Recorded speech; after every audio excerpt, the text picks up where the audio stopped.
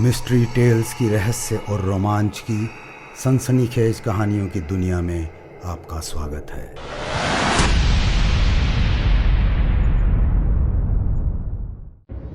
विराट एक ऐसे घर में जन्मा था जहां सभी में एम्बिशन और कॉन्फिडेंस कूट कूट कर भरा था। उसके पिता एक आईएएस ऑफिसर थे और माँ एक कॉलेज में प्रिंसिपल। उसके चाचा सुप्रीम कोर्ट के वकील थे और दादा अपने ज़माने में हाई कोर्ट के जज रहे थे। अपने घर में वो अकेला ऐसा था जिसमें बचपन से ही सेल्फ कॉन्फिडेंस की कमी थी। विराट अपनी स्टडीज़ में एक एवरेज स्टूडेंट था, मगर इस घर में एवरेज होना एक अभिशाप था। वो एक बहुत अच्छा आर्टिस्ट था। उसे पेंटिंग्स बनाना बड़ा अच्छा लगता, लेकिन जब भी उसके पिता उसे ऐसा कुछ करते देखते तो वो आग बबूला हो जाते। विराट, इन सब में अपना टाइम बर्बाद मत करो। तुम्हें आईएएस बनना है, अपनी पढ़ाई पर ध्यान दो। उसके जीवन में सिर्फ एक उसकी छोटी बहन थी, हिना, जो उसकी ज़िंदगी को रोशनी और खुशी से भर देती थी। हिना उसकी पेंटिंग्स देखकर खुश हो जाती और ताली बजाकर कूदने लगती। जब हिना 5 साल की थी तब एक झूले से गिरकर सर में चोट लग जाने की वजह से वो उसे हमेशा के लिए छोड़कर चली गई। उसकी मौत के वक्त वो उससे कुछ ही दूरी पर खड़ा था, लेकिन उसे बचा नहीं पाया। इस भयानक हादसे के लिए वो खुद को कभी माफ़ नहीं कर पाया। हिना के जाने के बाद विराट की ज़िंदगी ही बदल गई। अब उसे अप्रिशिएट करने वाला कोई नहीं था। उसने पेंटिंग्स करना भी छोड़ दिया था। अब वो कॉलेज के फर्स्ट ईयर में था। उसके अंदर एक गहरी चाह पैदा हो गई थी कि उसे कोई कमज़ोर न समझे। इसके लिए वो कुछ भी करने को तैयार था। विराट ने फाइनल ईयर में पढ़ने वाले कुछ लड़कों से दोस्ती कर ली थी। इन सीनियर से सभी स्टूडेंट्स डरते थे और विराट खुद को उनके साथ बड़ा ताकतवर समझने लगा था। हॉस्टल में रात को अक्सर पार्टियां होती जिनमें ये सब खूब हुड़दंग करते। उनके गैंग का लीडर था स्टीफन। एक दिन वो विराट को बोला, चल बेटे, आज तेरा टेस्ट है कि तू इस गैंग में रहने लायक है कि नहीं। हाँ भाई, आपके लिए कुछ भी करूँगा, विराट खुशी से बोला। ठीक है, रात को तैयार रहियो, स्टीफन उसकी पीठ थपथपाते हुए बोला। रात के कुछ 11 बजे थे। स्टीफन ने अपनी मोटरसाइकिल खड़ी कर दी। इस इलाके में बड़े बड़े पुराने घर थे और सिर्फ एक ही घर के ऊपर के कमरे से रोशनी आ रही थी। हमें इस घर में घुसना है, स्टीफन बोला। विराट ये सुनकर चौंक सा गया। घर में घुसना है? किस लिए? सुना है इस घर में एक मालदार बुढ़ा अकेला रहता है, थोड़ा सनकी है, इसलिए यहां कोई आता जाता नहीं। उसका थोड़ा माल उड़ाना है बस, स्टीफन बोला। भाई, हम क्या चोरी करने आए हैं? विराट की जबान लड़खड़ाने लगी। अबे, जब पार्टियों में आकर मजे लूटता है तब नहीं पूछता पैसे कहां से आए। अब क्या बकरी की तरह मिमिया रहा है? विराट किसी भी तरह इस गैंग से दूर नहीं जाना चाहता था। ठीक है भाई, मैं रेडी हूं। गुड, चल अब। स्टीफन उस घर के बाहर बने गार्डन में घुस गया और उसने वहां के सारे पानी के पाइप चालू कर दिए। पानी सारे गार्डन में फैलने लगा। अभी तैयार रहियो विराट, जैसे ही मौका मिले बुढ़े को थोड़ी देर के लिए चुप कराना होगा। स्टीफन ने आगे बढ़कर घर की बेल बजा दी। एक बूढ़ा आदमी ऊपर की खिड़की से झांकता हुआ बोला, कौन है? सर, आपके गार्डन के नल शायद खराब हो गए हैं, पानी सड़क तक आ गया है। रुको, मैं आता हूं, कहकर वो बूढ़ा नीचे आया और उसने फ्रंट डोर खोल दिया। उसकी उम्र का अंदाजा लगाना मुश्किल था। उसका पूरा चेहरा झुर्रियों से भरा था। अरे, ये तो पूरे गार्डन में पानी पानी हो गया, कहता हुआ वह बूढ़ा आदमी अपने उन नलों की ओर बढ़ा जिनसे वाटर पाइप जुड़े थे। स्टीफन ने पीछे से जोर से उसके सर पर मुक्का मारा और वो प्राचीन इंसान नीचे जा गिरा। विराट ने जल्दी से उसके मुंह पर कसकर रुमाल बांध दिया और दोनों उस बूढ़े को उठाकर घर के अंदर ले गए। कोने में एक सोफा रखा था जिस पर उन्होंने उसे लिटा दिया। विराट के पांव डर से कांपने लगे थे। उसे डर था कहीं बूढ़े को कुछ हो न जाए। उसे छोड़ो, जल्दी से सारी अलमारियां देखो कहीं कोई सेफ है क्या, स्टीफन जोर देकर बोला। लेकिन अचानक ही घर में से कहीं से कुत्ते के जोर जोर से भौंकने की आवाज आने लगी। दोनों चौकन्ने होकर इधर उधर देखने लगे। मैं माल देखता हूं, तुम कुत्ते को देखो, दिखे तो ठंडा कर देना उसे भी। स्टीफन जल्दी से ऊपर के कमरों की तरफ भागा। विराट ने बूढ़े की तरफ देखा तो उसकी आंखें खुली थीं। उसने अपना एक कांपता हुआ हाथ उठाया और हॉल के कोने की तरफ एक बंद दरवाजे की ओर इशारा किया।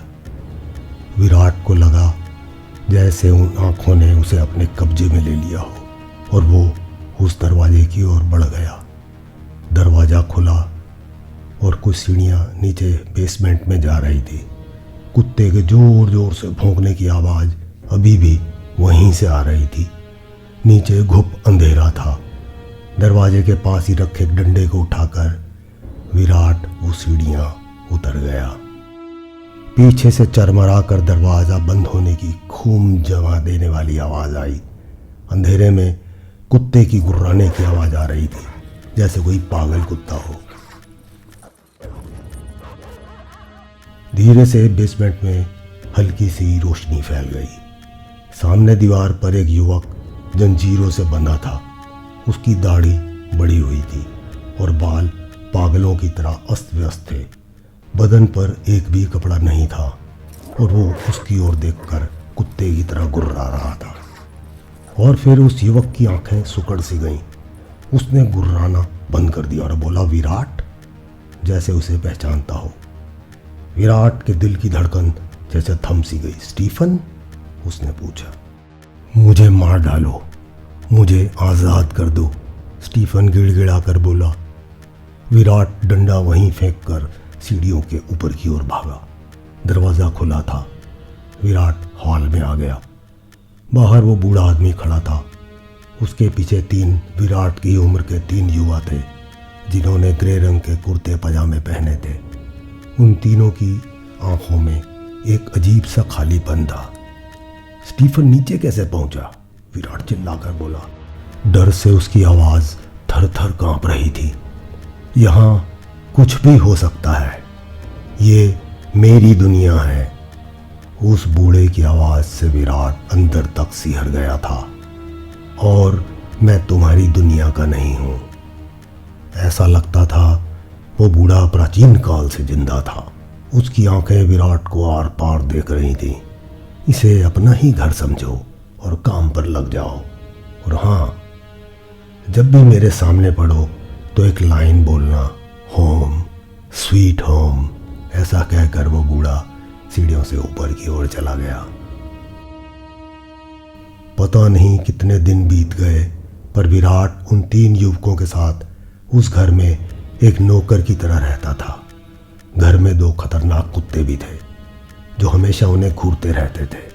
विराट और उसके साथियों को इन कुत्तों के साथ बैठकर उनके जैसे बर्तनों में ही खाना खाना पड़ता था।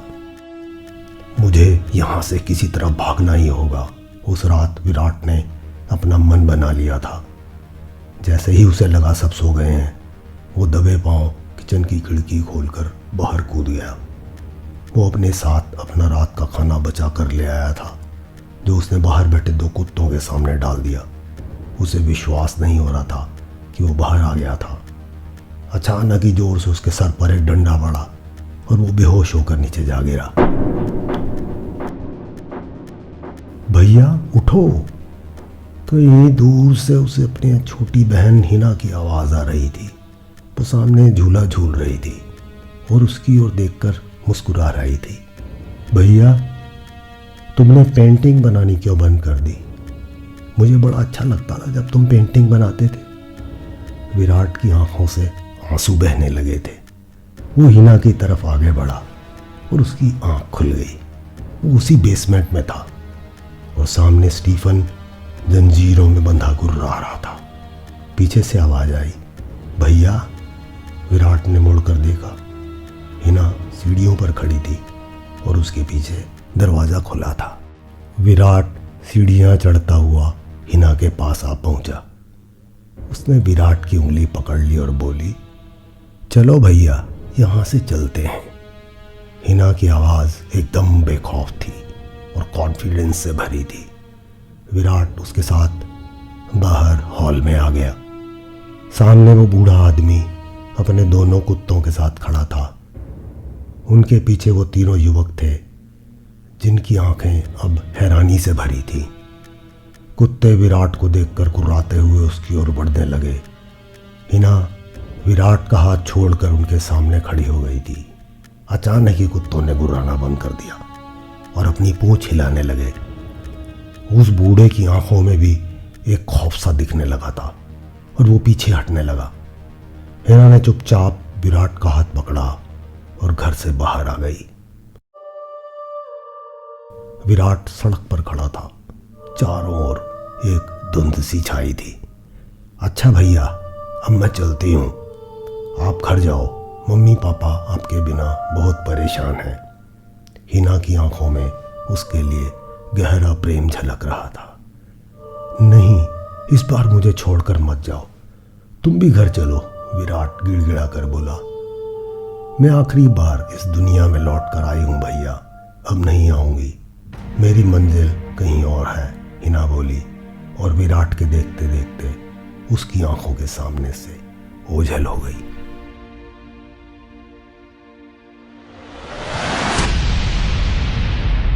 ये कहानी आपको कैसी लगी कमेंट करके ज़रूर बताएं।